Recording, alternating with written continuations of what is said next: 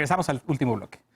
En tiempos de COVID, Estados Unidos está dispuesto a levantar sanciones económicas a Venezuela, siempre y cuando el país sudamericano acepte entrar a un periodo de transición y que Maduro se vaya del poder. La semana pasada, Estados Unidos acusó al venezolano de encabezar un cártel de narcotráfico y para mayor sorpresa resulta que uno de sus socios es Rafael Caro Quintero. ¿Cuál es el sustento de estas acusaciones? Veamos el contexto. Rafael Caro Quintero es considerado un narcotraficante legendario, fundador del Cártel de Guadalajara, antecesor del de Sinaloa, fue considerado el mayor productor de marihuana en el país. En 1985 su nombre se hizo conocido mundialmente luego de ordenar el secuestro y asesinato de Enrique Camarena Salazar, agente de la DEA. Fue condenado a 40 años de prisión, pero en 2013 un tribunal estatal concluyó que había sido juzgado de manera inapropiada y lo liberó. 5 días después un tribunal federal emitió una nueva orden de arresto. Desde entonces Caro Quintero ha estado prófugo. El FBI ofrece $20 millones por su captura y el Departamento de Justicia inició un juicio para confiscar 8 propiedades identificadas a su nombre en México. Esta semana, Estados Unidos lo vinculó con Nicolás Maduro. Según las investigaciones desclasificadas, el pasado 26 de marzo, Maduro se asoció con Caro Quintero y el Cártel de Sinaloa para transportar cocaína desde Venezuela. Las autoridades estadounidenses acusan a Maduro de participar en el negocio del narcotráfico desde 1999 y comandar un cártel llamado de los Soles desde 2017, negociando directamente con las Fuerzas Armadas Revolucionarias de Colombia, las FARC, en su afán, según el documento, de inundar con cocaína las calles de Estados Unidos. Las acusaciones, que también incluyen a otras figuras de la cúpula del poder venezolana como Diosdado Cabello, presidente de la Asamblea Nacional Constituyente, Vladimir Padrino, ministro de Defensa, y Michael Moreno, presidente del Tribunal Supremo de Justicia. Maduro señaló que las acusaciones eran falsas y son miserables, vulgares e infundadas. Punto y contrapunto. Último tema de discusión de esta noche. Empezamos contigo, querida Fer, porque tú que estás ahí en la capital del imperio, pues tocó muy cerquita, ahora sí, esta bomba que lanzó Estados Unidos en plena crisis del COVID, en plena pandemia, una acusación directa de narcoterrorismo a Nicolás Maduro y a la plana mayor de su gobierno. ¿Cómo ves las cosas desde ahí? Sí, por supuesto no se puede pensar que es fortuito o mera coincidencia que se haya dado en este momento cuando todos los países están pasando por una crisis tan seria y me parece que es parte de este esfuerzo de Estados Unidos por ya terminar de derrocar a Maduro, pues lo ha intentado de muchas maneras, con aliados internos y con gente dentro de Venezuela que hace un esfuerzo sin duda enorme porque consideran antidemocrático el régimen, porque viven en unas condiciones terribles, porque hay violaciones de derechos humanos, pero Estados Unidos tiene intereses muy fuertes. Hace unas semanas, no lo podemos descartar, eso está vinculado con el mismo problema, hace unas semanas Estados Unidos había puesto sanciones a Rusia, había impedido que una empresa muy vinculada con el gobierno de Rusia tuviera control y tuviera acciones dentro del petróleo venezolano. Rusia le dio la vuelta y a través de otra empresa que estaba vinculado con ellos retomó el control como una forma de decirle a Estados Unidos, mira, tú nos puedes poner sanciones a nosotros, puedes intentar bloquear el flujo que está llegando a Venezuela al restringir la operación de Rusia ahí, pero vamos a encontrar la manera.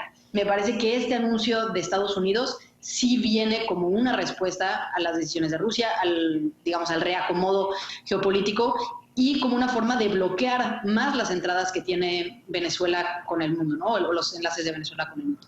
Tal vez el tema más relevante es las consecuencias que esto tiene sobre todos los países aliados y sobre los países que han reconocido a Guaidó como el presidente legítimo de Venezuela.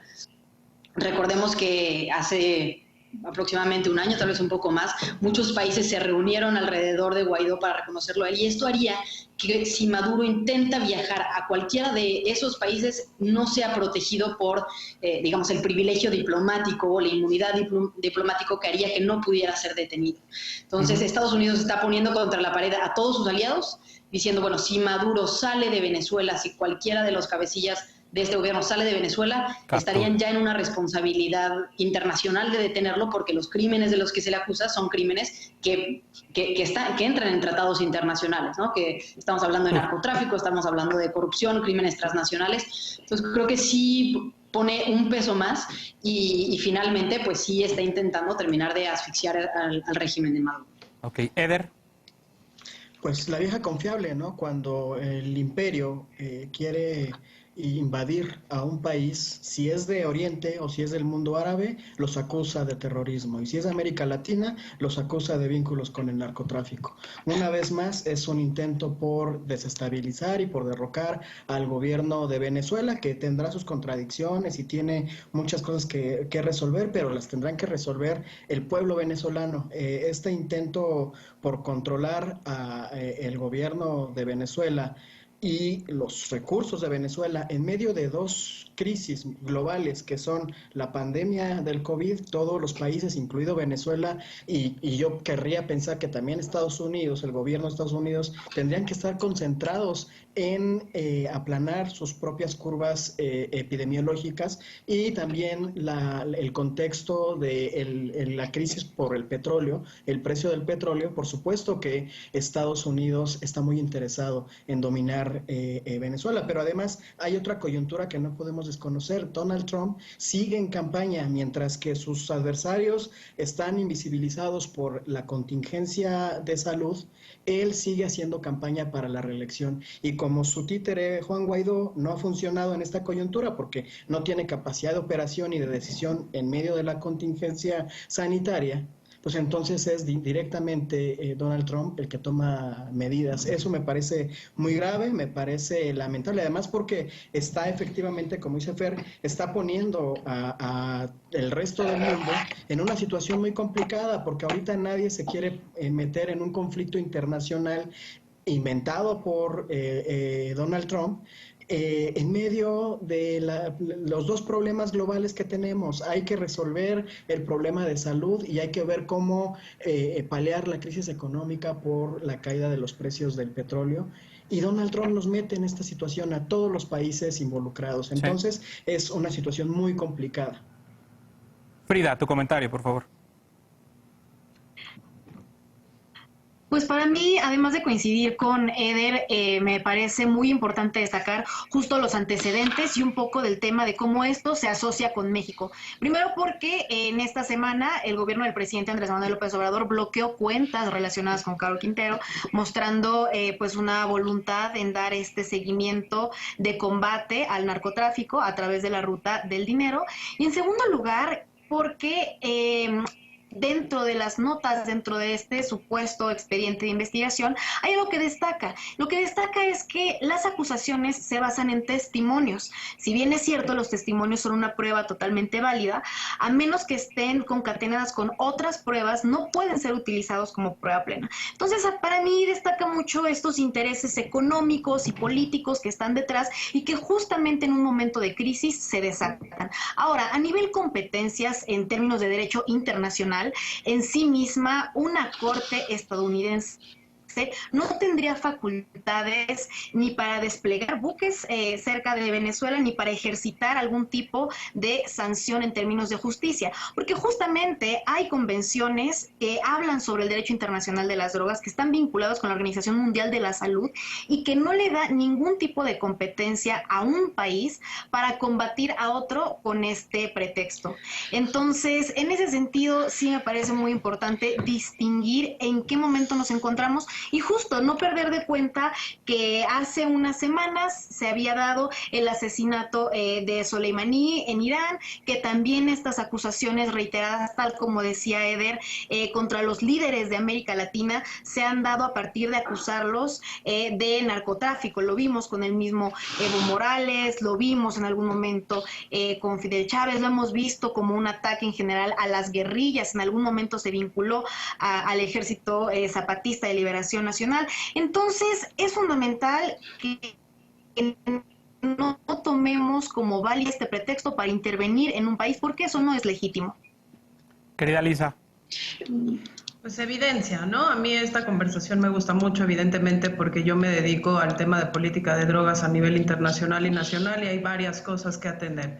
En un primer momento, pues contarle a nuestra audiencia que hay referencias en la literatura y referencias mediáticas de la existencia del famoso cartel de los soles que implica a los altos mandos del gobierno venezolano poco más desde los 90s, ¿no? Y que ha habido incluso menciones por parte de la Junta Internacional de Fiscalización de Estupefacientes o la JIFE, de su existencia y de la posible complicidad, y hablan de una evolución también de esta complicidad, de pasar, digamos, el ejército y el gobierno venezolano de simple y sencillamente voltear hacia el otro lado a extorsionar activamente a los miembros del narcotráfico y después incluso hasta participar en los movimientos de tráfico internacional de drogas. Ahora, eso es lo que está documentado. Yo no estoy haciendo ningún juicio de valor sobre si es cierto o no es cierto, pero por el otro lado, también es correcto que lo que decía Fer, lo que decía Frida y lo que decía Eder, no es casual que el gobierno norteamericano esté amenazando en este momento al gobierno venezolano con una acusación de esta naturaleza. No es necesariamente una acusación que esté completa y absolutamente fundada en evidencia por varios motivos. Digamos, parte del expediente sobre el cual se hace asume que hay una especie de complot por el cual el gobierno venezolano junto con la guerrilla de las FARC quería inundar de cocaína las calles de Norteamérica, y la Oficina de Asuntos Latinoamericanos de Washington, o WOLA por sus siglas en inglés, lo que está documentando es que en el mismo año, por ejemplo 2018, en donde se registran de alguna manera 2017-2018 los máximos de tráfico de cocaína a través de Venezuela, pues países como Guatemala registran 6 veces más tráfico en términos de toneladas, o países como Colombia registran incluso 10 veces más tráfico de cocaína que aquella que sale de Venezuela. Entonces sí hay un factor político que sería determinante. ¿Por qué no haber acusado al gobierno colombiano de lo mismo o a un presidente guatemalteco? Ahora, recordemos, es importante por lo que decía Frida, que no, las intervenciones norteamericanas en temas de drogas, en política latinoamericana, nunca se han fundado en las convenciones internacionales de drogas, y sí ha sucedido, ¿no? La acusación de los presidentes, recordemos Centroamérica en los 90, Panamá como uno de los ejemplos más básicos, y ha sido en clara violación al derecho internacional, y hoy Estados Unidos tiene algo a su favor, que es la reelección de Almagro al frente de la Organización de Estados Americanos, y el anuncio que se hizo el día de hoy de una nueva operación hemisférica antidrogas involucrando a 22 países, incluido México. Yo quisiera cerrar mi participación en este sentido diciendo, para México esto es muy grave y es muy importante por 2 motivos. Uno, si se incrementan los patrullajes del Mar Caribe y del Pacífico, aumenta el tráfico terrestre, y con el tráfico terrestre aumenta la violencia en México. Eso está sumamente documentado. Pero y 2, a mayores presiones de nosotros para participar en esfuerzos antidrogas, menores posibilidades tendremos nosotros de reformar nuestras propias políticas y los venezolanos de llegar a una transición política ordenada en donde haya cabida también, pues, para aquellos que hoy participan en el régimen de lo que fue el chavismo y hoy es el madurismo. Y déjame robarme tu comentario para terminar diciendo que eso es una prueba también, esto que está sucediendo, este oportunismo, este uso oportunista de la justicia para que nuestro país haga sus propias investigaciones, porque ahí también tenemos las acusaciones que se hacen a García Luna, y esperemos que no caigan en la oportunidad que vea Estados Unidos para hacerlas o para mantenerlas o para acusar a más personas, que tenemos que hacer nuestras propias investigaciones. Vámonos a una pausa y regresamos nada más con la paparrucha de esta noche.